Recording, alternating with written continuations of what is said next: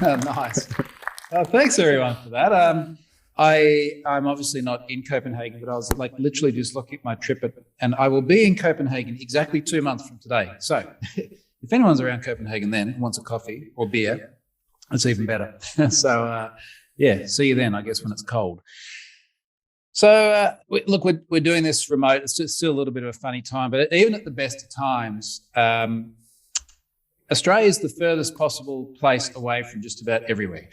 So I am doing more and more of these from home and then trying to use the travel to have a little bit of fun. So I have already planned our War Pigs visit. This will be our next Copenhagen trip. And if I can put the kids somewhere else, the Macalabar visit as well. So my two favourite things in Copenhagen. So hopefully not that long and I'll see those.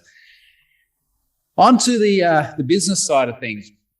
I thought I'd talk a bit about data breaches and some of the things that I've seen over the years. I like doing these talks where I can actually talk about things that I've seen firsthand, and it's not like, hey, did you see this thing on the news? You know, like I actually want to show you some of the things that I've seen, and I think there's some fun stories. I hope you enjoy them. A lot of them are based on things that I have been doing as it relates to Have I Been Pwned? And I think that many of you are probably familiar with this. If I was there in person, I would have like this big stash of stickers, which I carry around everywhere. I'll bring some of these in December. So if anyone wants a sticker, come and see me then. So Have I Been Pwned, as of today, has 630 different data breaches in there. I was hoping to get to 631 today. I ran a bit short of time, hopefully tomorrow. There's always a big backlog of data breaches that have not yet gone into the service. And that's kind of a little bit scary in a way, because you look at it and it says let's call it 12 billion accounts, right? So 12 billion accounts, and that's like the little tip of a much, much, much bigger iceberg. And there's a lot of stuff that we know has been breached and the data just hasn't been spread publicly. So I can't get it. I can't put it in Have I Been Pwned? And then there's all the stuff that we don't know has been breached. And this is like one of those unknown unknowns. So none of us have got any idea how much stuff is out there that's been breached before, and we just haven't heard about it yet. I'm in Have I Been Pwned?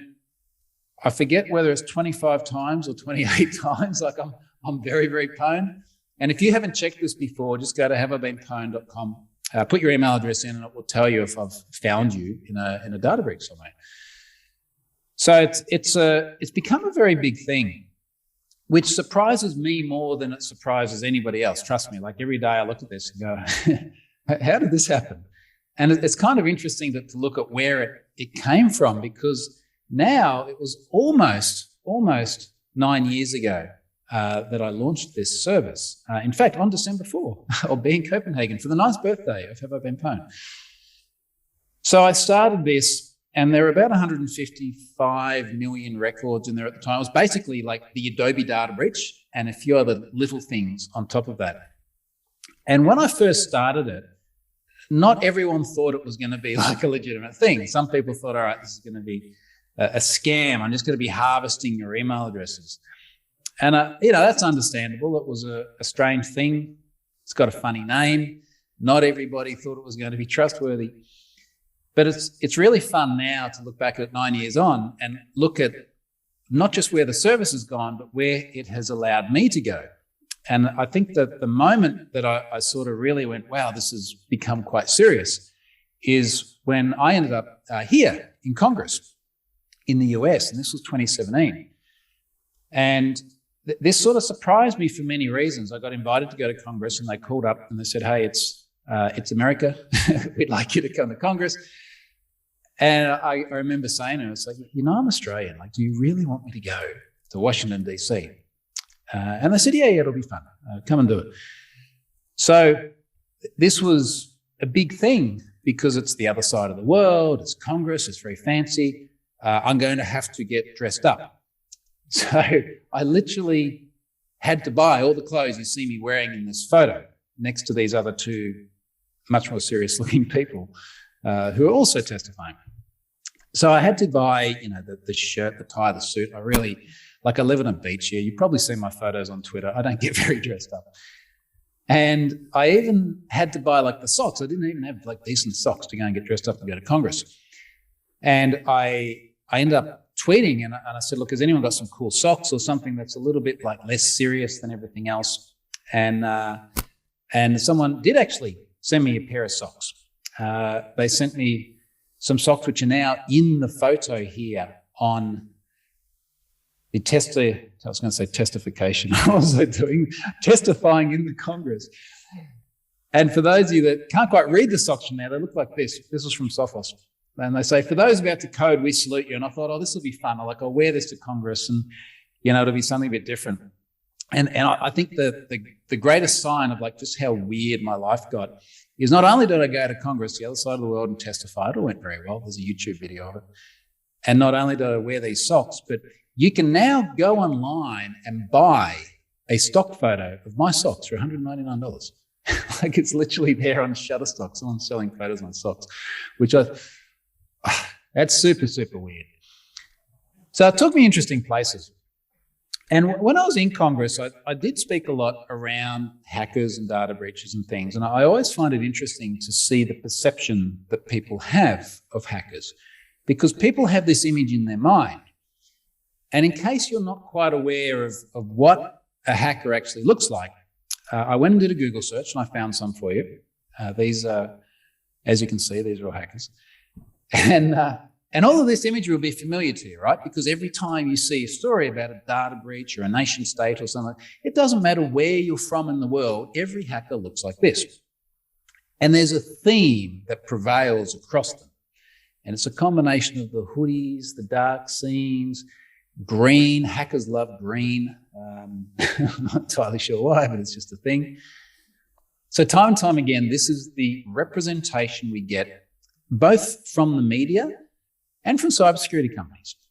Cybersecurity companies love to scare people because they can sell more cyber things the more scared you are, because you will part with more money to escape from the hooded masterminds in these photos. Now, obviously, like I'm saying this with a bit of a laugh, because what I find quite funny is that the reality of who is behind these data breaches is often very, very different. And I want to give you an example, and this goes back to TalkTalk back in 2015. Now, TalkTalk is a very large telco in the UK, and they had a data breach which they said cost them £77 million. So this is a really, really significant data breach by any measure. Now, this was massive news, and when it appeared in the news, there was lots of expert commentary. Every time there's a data breach, there's all this expert commentary. We've had a very large one here in Australia just in the last couple of weeks of our second largest telco called Optus. And in fact, Optus continually gets compared to TalkTalk. And the last week and a half, I was away on my honeymoon, and I've never done so many interviews in my life as I did away on my honeymoon about Optus. And very often you get all of these expert opinions, and some of them are really weird. Like I've heard some really, really weird ones about Optus the last couple of weeks. But one of the really funny ones with TalkTalk is they interviewed some detective, and the detective said, and this is real, like when you see this term, remember it and Google it and you'll find the story. It's a real term. The detective said, we think we know who's responsible for the TalkTalk data breach. We think it's Russian Islamic cyber jihadis. This is a real term, like this was a real attribution from someone who probably should have known better. But where I'm going with this, and what's interesting and how it relates to hackers, is that the reality was very different. The reality is it was this guy. Now, it's not clear whether he's wearing a hoodie or not. And the reason it's not clear is because his face is obviously obfuscated. It's obfuscated because he's a child. So it's a 17-year-old child that did £77 million worth of damage to TalkTalk. If I was to speculate, I would also say it is highly likely that it is someone very, very similar to this that's done all of the damage to Optus here in Australia the last couple of weeks. Now, in the UK, they take data breaches like this very seriously. So he was punished. They took his iPhone away, which for like a 17-year-old child is probably like torture, right? It's like just no more iPhone. He also got probation. It's like, no more iPhone, and you can't hack shit for another year. It was like a 1-year probation. And after that, I think it was fine. But you see what I mean? Like, this is not the same as the person that you saw in the images, all the hooded bandits kind of thing. The reality is often very, very different. Now, all the time I get people reaching out to me about data breaches. And a few years ago, someone contacted me about the Australian Red Cross Blood Service. And this was all via Twitter DM. This person reached out, and I knew he was a hacker because he had a hoodie. And he said, I got the donateblood.com.au database. And I found this particularly interesting being Australian, because obviously this is like in my backyard. And he said there are about 1.3 million Australians in there. This is what the data looks like. Now, for the most part, this is pretty normal sort of data from a data breach, like name, address. For some reason, we keep putting gender in data. Like, I do not know why we need to capture. It's a little bit like date of birth, It's a website where you can rate cats, and we have your date of birth so that we can send you a happy birthday email. By the way, we also use this as a form of static-based knowledge authentication. It's static, you can't change it, it's immutable. Funny story, after the Optus data breach the other day, like, they're interviewing people in the queues waiting to change their driver's licenses because a bunch of driver's license numbers got breached. And I kid you not, a lady in this queue said some of her friends are wondering if they need to change their name or date of birth. Go figure. Anyway, you can't do that. So for the most part, it's very normal data, except for that one that's fourth from the bottom, the blood type. It is interesting for two reasons. And one of those reasons is that blood type is health data. And health data is a particularly sensitive, protected class of data. The other reason it's interesting is, what do you do with it? If you're a hacker and it's like, well, this person's O positive. Okay, now what? It's like you just can't do much with blood type. As far as I know, maybe someone has an angle on this I'm not aware of. Maybe if you're like one of those really rare blood types, that's important. I don't know. Anyway, he said, look, it doesn't contain passwords, so he didn't know if I wanted it. But I was very interested in this. And I said, yeah, look, I'm curious about that. I might be in there myself. And he was like, yeah, here's your data. So, I normally have this same sort of reaction, like every time I find myself in a data breach. And this was all legitimate. I redacted my date of birth in there, which was accurate, my old Hotmail address, and the date that I had donated blood, because I was trying to be a nice person, and now I'm in a data breach because of it. So he said, look, all he was doing was scanning IPs, and what's happening here a lot of the time is people are literally just working through the IPv4 address range, make an HTTP query. Do we get a directory listing returned? Because there's a whole bunch of IP addresses out there with directory browsing enabled, and you can literally go through and just find any files that are in there. So long as it's not the default file for the website, you'll get a list of everything that's in the directory. Wasn't a bad guy. He wasn't doing it for malicious purposes, and we never had any evidence to the contrary. The situation with the Optus breach, I kind of keep coming back to Optus because it tied into TalkTalk nicely, and until Optus, the Red Cross Blood Service, was actually our largest ever data breach. We've got a new winner now. So the Optus thing was interesting because the person who stole the data also tried to ransom the company, and they started dumping data publicly. That's malicious. This person reported it to me privately. I reported it to the Red Cross Blood Service, and as far as we know, the data's never been sent anywhere else. The way he got the data is he found it here. IP address / the date of the SQL Server backup, and then the .SQL file itself. And this is what happens all the time. Companies back up their databases and they put them on the website. So this is why people are searching, not just searching through IPv4 address ranges, but they're using Google Docs, like specially crafted Google searches to look for .sql, .gzip. And you find all of these different exposed databases that are literally being backed up to the web server. Now, sometimes you hear people say, well, the way to stop being in data breaches is to stop giving websites your data. It doesn't work. And the reason it doesn't work is My data is here on the screen. I never entered this into a website. I entered it in a blood van like this. Now, when I say I entered it in a blood van, someone gave me a clipboard with a form and I filled out the data in pen. And I remember very clearly doing this because I used to work for Pfizer. You all know who Pfizer is now. I used to have to say, do you know what Viagra is? Of course you know what Viagra is. We make Viagra. So I used to work for Pfizer. The blood van came around one day. A few of us went, yeah, we should donate blood. We went in there, we filled it out on paper, and now it's in there. And it was worse than just what you saw on the previous screen too, because there was also eligibility criteria.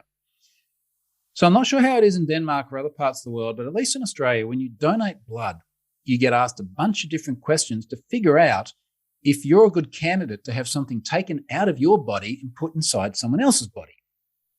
That's reasonable. One of the questions they asked was, in the last 12 months, have you engaged in at-risk sexual behavior?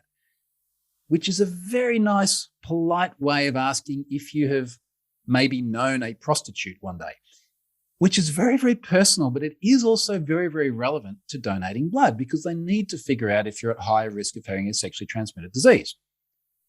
That was the data that was sitting there publicly facing in a backup, sitting on a website. Now, it didn't have passwords, but let's go and talk about passwords for a bit because stuff is sort of really, really interesting in the password realm. Now, some of you might have seen in Have I Been Pwned, there's a feature called Pwned Passwords. It is a list of hundreds of millions of known bad passwords, not just from data breaches, but the FBI in the US and the NCA in the UK are now feeding like a fire hose of newly compromised data that they find in their investigations into this service. And the reason I created this service is because of the things I'm going to talk about now, because of the things that are just fundamentally wrong with passwords. And I like to show this photo because this goes back to the beginning of passwords on computer systems. So this is MIT in the 60s. And the reason this photo is interesting is that this is believed to be the first ever instance of a password on a computer system. And this guy is like standing in this room of computer, right? So like I have a computer on my wrist now, but this is like an entire room in order to fit the computer. And imagine what it would have been like then if you needed a password. And think about the risks that we have with passwords today and how it was different 60 years ago. There's no password reuse because this is the first ever time there's a password on a computer system. So you're good there. You need physical access into the building in order to enter someone's password and take over their account. So you have to actually be on the MIT campus, get into the building. And then when you're in there, third big thing is you need to know how to use the computer system. You need sophisticated knowledge because this is a really high-end machine. Only a handful of people in the world that know how to use it. But the way passwords worked then is still the same as they work today. You have two strings in your head. One is a username, one is a password. And if the two strings in your head match the two strings in the system, then you get to log on. That's the way the vast majority of systems still work today. But things changed a lot since the 60s. 20 years later, we start getting computers in the home. And there's a really good example. So this is a Prestel computer. And Prestel rolled out to about 90,000 different users around the world. And it was a very early, not just home computer, but a very early connected computer. And you'd actually dial up and you'd connect into a service. Now, there's a video here, but the video doesn't work too well when you play the whole thing over Zoom. So I'm just going to show you a very, very small clip of the most important bit. But in the bigger video, this guy is showing like this new high-tech technology where you can sit at home and you can connect into another machine. And the video has him saying, I'm now just going to enter my password. Now, I'm going to show you this like slow-mo zoomed and enhanced clip when he enters his password. See if you can figure out what it is. Okay, it's a sequential number. It starts on the left and then it goes 3 more characters to the right. It's like literally 1, 2, 3, 4 on national TV. Good one. Now, this is terrible, obviously, as a password, but think about how much more terrible it is than 20 years earlier. Because 20 years earlier, remember, you had to have sophisticated knowledge, no password reuse, you had to be on premise. Now you've got 90,000 people around the world with computers in their home, and suddenly the risk of account takeover because someone can guess your password or find in a data breach is so much worse than what it was back in the 60s.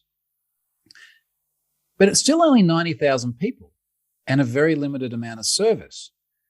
Fast forward again, we'll go forward another 20 years. So let's get through into the noughties, like the 2000s.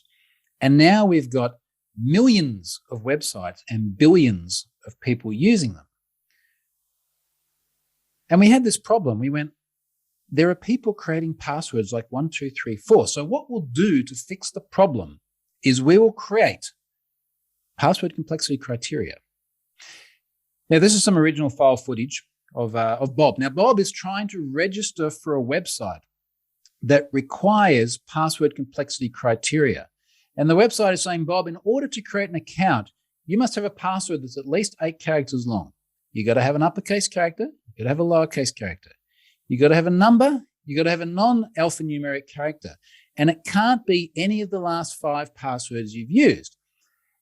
And Bob is losing his freaking mind because now creating passwords is absolutely painful. And we have all been here all the time. If you're like me, you've probably got hundreds of different passwords out there, or hopefully hundreds of different passwords, because you've got hundreds of different accounts. And if you don't believe me, just go through and think about it. Good thing about having a password manager, you can just see just how many accounts you end up with around the world. So we made arbitrary password complexity criteria, which fixed the problem because we managed to create really good passwords like this. Now, this is what people do. When they're asked to create an uppercase character, they uppercase the first one. Well, there's a really fun thing. Like when I do this in front of an audience, it's a bit easier to see everyone's face. I say to people, look, if you go to a website, before I show them the screen, if you go to a website and it says you need an uppercase character, what do you do? And everyone kind of like looks around nervously. They're like, oh, gee, who's listening? And then someone eventually says, you capitalize the first letter. And everyone just starts laughing really nervously because they're like, crap, they've figured it out. And then if you add a number, what do? Well, you just put a 1 at the end, or an exclamation mark, whatever it may be. And everyone knows this pattern. And then what happens 90 days later? Well, 90 days later, you just start incrementing numbers. And this is beautiful because this scales really, really well. And if you keep adding numbers, you've solved the problem. It's a fun trick you can do. Take the number that's on the end of your work password now. I know you've got one because I've seen all your passwords. Take that number, divide it by 4, and that's how long you've been at the company, because every 90 days, every quarter of a year, you've got to rotate that password. Now, it's funny, isn't it, that everyone recognizes this. I certainly used to do this. I got up to 24 at Pfizer. I recognize that everyone keeps doing this over and over and over again. So if we all know this and we all do it, does it work? What it leads to is things like this. This is a great example. So this is the Hawaiian Emergency Response Center. Remember a couple of years ago, it was in the news a lot. There was a false alarm. And all these people in Hawaii started getting these like critical messages on their phones. There's bombs coming, stuff's going to blow up. Very stressful. And it was a false alarm. And afterwards, they go and interview this guy. He runs this emergency response center. And they're talking about, false alarms, technology, cyber. And there's something really alarming on the screen down here. Terrifying. They use Internet Explorer. Oh, and also they had a post-it note with the password for the system. Because when people are forced into these anti-patterns of security, arbitrary complexity criteria, mandated password rotation, they try to find the path of least resistance. And they do stuff like this. So we're trying to get rid of this. And we've got advice from the likes of NIST. And NIST said verifiers, so for example, an application where you create an account, should not impose composition rules for memorized secrets. Get rid of this stuff. Get rid of uppercases, lowercases. It doesn't work. The NCSC in the UK also said only ask users to change their password on indication of suspicion of compromise. Get rid of the 90-day stuff. Doesn't work. False sense of security creates anti-patterns such as the guy in Hawaii. So this is what led me to create that pwned passwords feature in Have I Been Pwned. It's totally free. It's all open source. It's part of the .NET Foundation. The FBI seems to like it because they're still sending a lot of data. So go and have a look at that if you haven't seen it already. It's super, super awesome. And incidentally, do collect those questions as well, because we're going to do a Q&A at the end. So I'd love you to ask questions about any of this stuff. Now, passwords is one thing. Cars is quite another thing. And I had a fun experience a few years ago in Norway. So I spent a lot of time in Norway. I'm now married to a Norwegian, so I'm going to spend even more time there. That's why I'm coming back to Denmark as well, because it's very convenient. We're going to take that ferry where you sleep. It sounds fun. So I was over in Norway and I was running a workshop, and one of the exercises that we do in the workshop is to take your mobile device and proxy it through your PC so that you can look at all the traffic going from mobile apps to APIs. Super interesting because you learn all of this cool stuff about the way apps work, and you find really, really weird stuff. And one of the guys in my workshop had one of these. This is a Nissan Leaf. It's an EV, and it has a companion app that looks like this. And when I saw this, I was really curious. I was like, why do you want an app for your car? And he said, well, in Norway, it gets so cold that we need to turn the heater on in the car before we get in there. Otherwise, it's very unpleasant and we freeze or something like that. And then I remember laughing because I was saying to him, well, in Australia, we have a different problem. If you get into your car too quickly, something like this might happen. This is not me. It doesn't look fun. It's a real problem. It happens. I don't know if we can fix it with an app or not. How different we are. So he's got this app. And the app allows him not just to manage the climate control, but also to do things like look at the trip history and check the battery status. And he was really curious because he said, look, there's lots of Nissan Leafs out there. There's lots of mobile apps. How does my app know how to talk to my car? How does it identify my car? And the way you'd normally do this is you'd have some sort of an enrollment process. He'd verify that he owns the car, controls the car, is present with the car. He'd get some sort of a secret token, a bearer token or some other cryptographically strong key back from the service. That would sit on the device. Only he would have that. And then that secret key would go with every request to identify and authenticate. So he's looking for the key. And he proxies his app and he discovers that the secret key, the thing to control his car from anywhere in the world, is printed in the windscreen of his car. So it's the VIN number. It's literally the vehicle identification number is used as the secret key. This is the way Nissan built the app. And I think it's important to remember, Nissan is a massive company. It's one of the world's largest car makers. They have enormous resources for development, for security, for testing, and they let this through. Now, this is what it actually looked like when you made the request. So you'd make a request to this path with this VIN number. If anyone's curious, this is Scott Helm's VIN number. If you know Scott, he's another InfoSec guy. He no longer has the car. I used to have to show this and obfuscate the VIN number because you just never know. Nissan treats it as a secret. But you'd make a request like this, pass the VIN. And the thing about the VIN is not only is it printed in the windscreen of every car, but it's also enumerable. I think it was about the last 5 digits there. You could just keep changing, and every now and then you get another car. When you made that request, you get a response back just like this one. Now, this also leaked some PII. So it leaked his user ID. You tried a different VIN number that was successful, it would leak someone else's user ID. So not only could you just start messing with everybody's air conditioning, but you could also start discovering other identifying information about them. So this was a real mess, and I reported it to Nissan after we discovered the problem, and we even had a phone call, and they took it very, very seriously.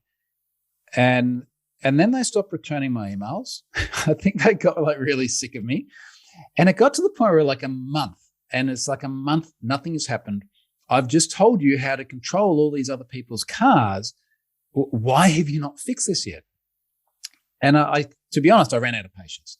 And I said, look, I'm going to write about it. Do you have any comments? And they said, yes, please don't write about it. So anyway, I wrote about it. And then as soon as I published the blog post, then they took it seriously, which is, it's just the wrong way to do it, obviously. So they shut all the services down and everything got taken offline for about 6 weeks. So about 6 weeks there where like Norwegians were cold, well, colder than normal. And they just couldn't use the mobile app in any way. And then they got the mobile app back up and running, put the service out there, updated the app. You had to actually take an update on your phone. And Scott sent me this screenshot. So this is literally a screenshot he took of his own app after they updated it, and he sent it to me and he said, can you see anything strange about this app? And I scrolled down a little bit and zoomed in, and I noticed the app explanation. The sprit, and we'll come back to this, the sprit of Stack Overflow is coders helping coders.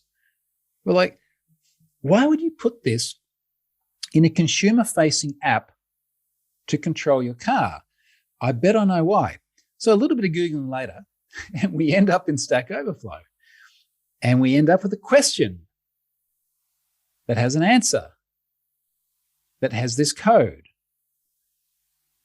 The spirit of Stack Overflow is coders helping coders. So Nissan had copied code from Stack Overflow, didn't understand what it did, and then put it in their app to control the car. But you notice on the previous screen, they misspelled spirit. They spelt it as sprit. They missed an I. So what's even worse than copying the code is rewriting the code word by word, even messing that up, and then still not understanding what it did. So they got some press for that. There's a Google search you can do. Nissan busted for copying code. There's a story out there from The Verge. Funny stuff. Now, we thought it was funny under the circumstances. Not everyone thought it was funny because there were people out there who were cold because the app just didn't work anymore. And some people got quite upset. This one guy, he wrote a Google Play review. He said, thanks to the actions and publications from a rather stupid researcher, Troy Hunt. And he was upset with me because I reported the vulnerability to Nissan. So apparently all this was my fault.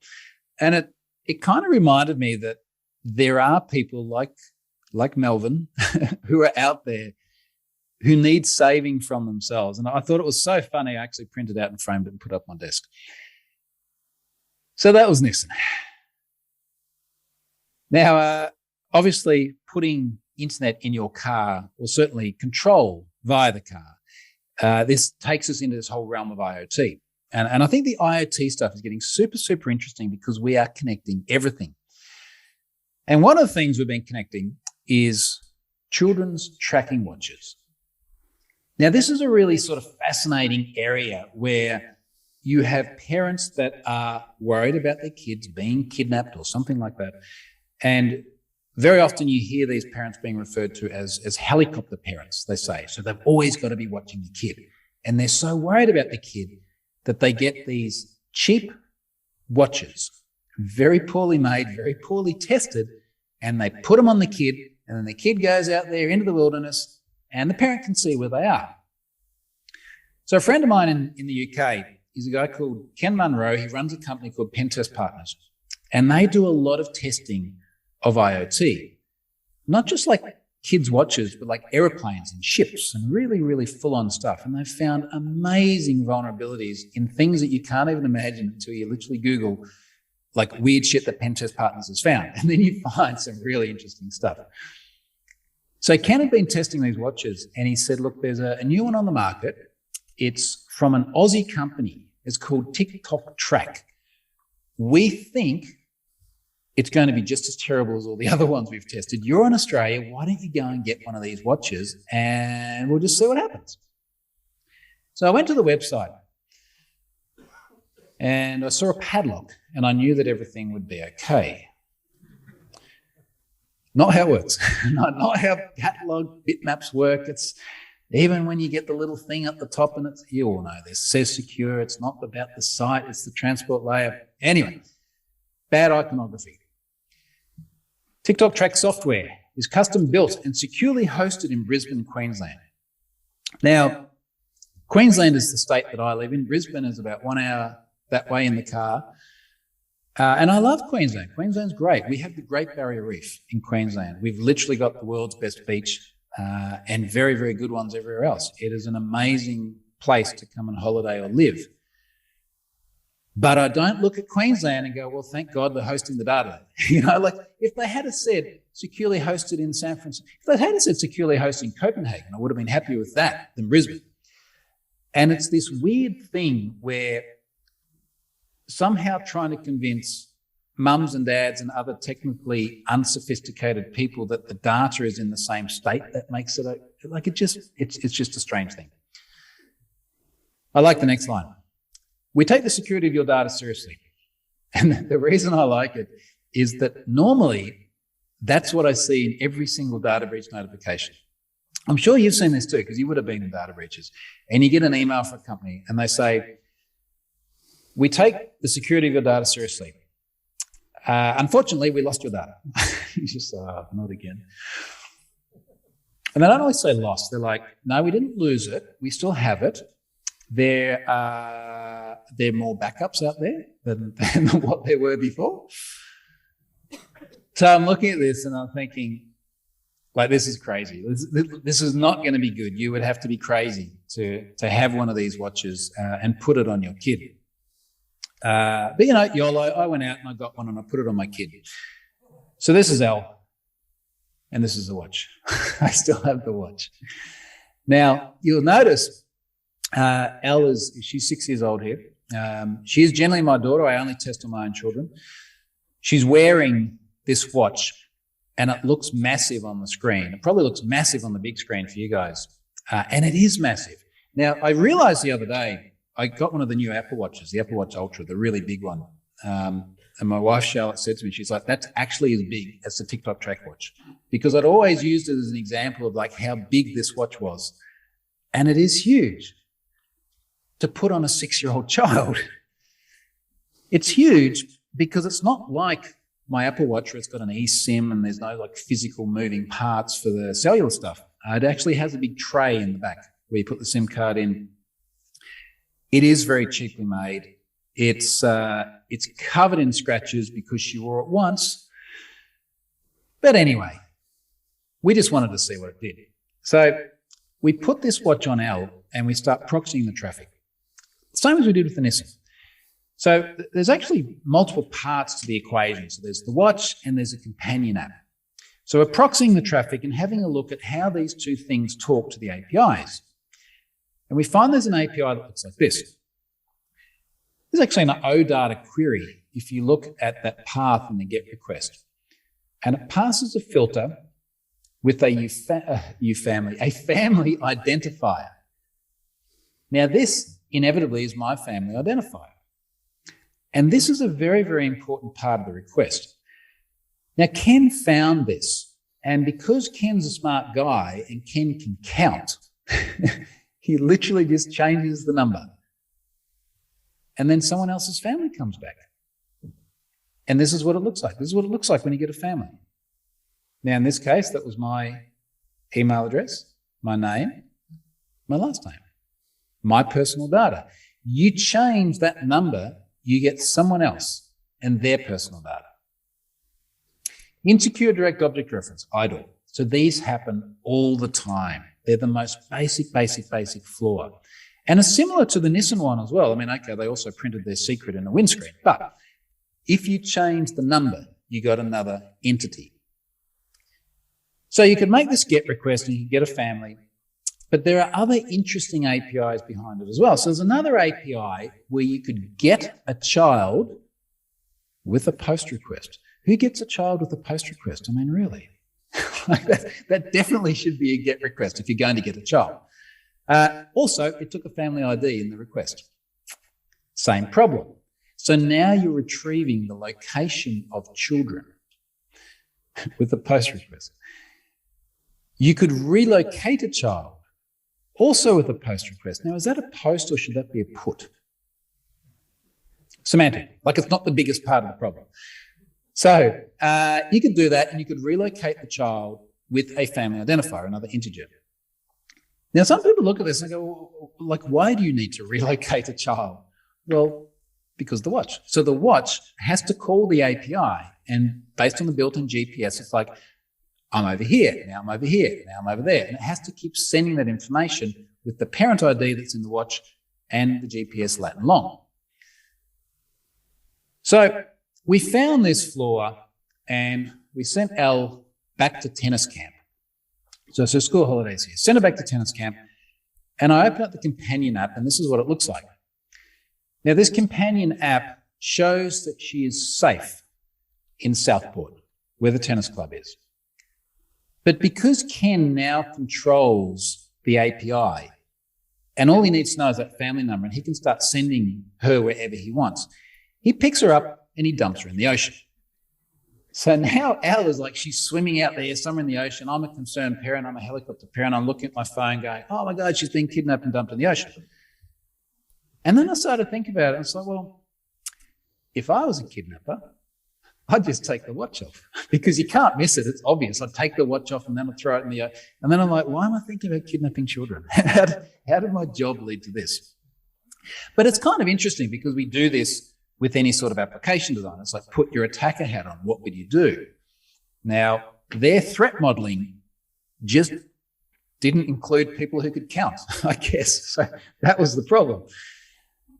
And then it got worse. And the reason it got worse is because not only does this watch have a GPS in it and it's got cellular so it can communicate over the internet, but it's got a speaker and a microphone. So this is effectively a phone as well. Now, it would be weird if just anyone could call your child. So you have to have an allow list of numbers that can contact them. Now, fortunately, you can go into the app and you can add numbers in the app. And that calls an API to add the number to the account. And the API uses the family ID to authenticate. So you can see the problem. So we sat Elle up in her bed at home, and Ken added one of his colleagues as a trusted number. Now, I'm going to show you a little video, and I'm going to narrate it, because again, the audio just doesn't work great over Zoom. But Elle's sitting here in bed, and she's reading her book, and Ken has added his colleague Vangelis to the account, and Vangelis starts to call Elle's watch. Now, watch what she does to the watch. Have a look if she touches anything. So it's ringing. And this voice then comes through the watch. It says, hello, Elle. And she's like, hi, who is this? And he says, this is Vangelis from the other part of the world. Now, this whole video is in a blog post I wrote about TicToc Track, so you can go and listen to it there. But it's super, super creepy. And it just goes to show like just how personal this can become when you don't have sufficient security controls. Now, we reported this to TicToc Track. And they did actually take the service offline very, very quickly. But we constantly felt that they really didn't understand the seriousness of what had happened. And I'll give you a good example of one. In fact, I'll give you two good examples. One of the things the CEO said is she was questioned, just like the CEO of Optus the last couple of weeks has been questioned. There's always this question of how many Aussie families have been impacted. Everyone wants to know, like, how many Aussie families, or if it's something in Denmark, it'd be like, how many Danish families? Like, the people want numbers. The media wants numbers. And the CEO said, we're not disclosing that. We don't share the information about how many subscribers we have. That's commercial and confidence data. And I'm looking at that family identifier going, I reckon I know how many customers you have. So lesson is, if you've got a secret, don't put it in API calls that you can easily see by proxying the traffic.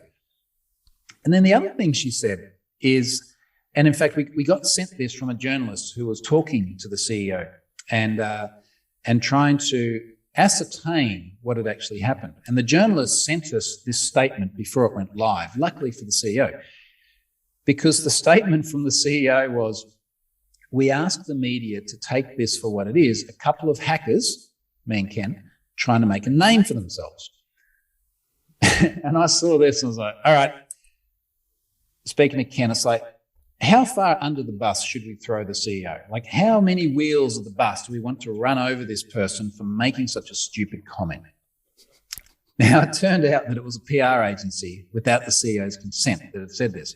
So one of the other things to remember is every time you see communication about a major data breach, behind that figurehead, the CEO in this case, there's like a team of lawyers and a team of PR people, and they're all just trying to spin it in a way that makes them look better, and people like Ken and I trying to disclose look worse. And this is sort of where I want to end, around the difficulty we have with being responsible when we disclose. And I'll leave you with a fun example that just exemplifies this. And it's an IRL example, an in real life, a physical thing example. And it's this padlock. Now, there's a YouTube channel called The Lockpicking Lawyer. If you haven't seen it before, it's fascinating. He's such a cool guy. He does all this like physical penetration testing on padlocks. Every video is like 3 minutes long because he gets this amazing looking padlock and then he gets like a toothpick and some string. And 30 seconds later, he just opens it. So he's testing this padlock, and it's a biometric padlock. So you don't need a key or a pin. You just need your thumb. And it has a screw on the side of the padlock.